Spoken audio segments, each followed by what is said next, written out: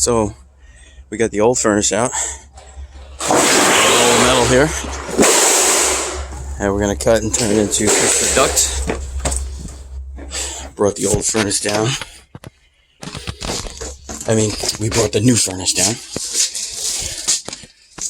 So we got the new furnace here, and what we're gonna do is we're gonna create a duct connection for this, tying the piping, tying the drains, the wiring, and get everything started up. This is a tight spot today, real tight spot.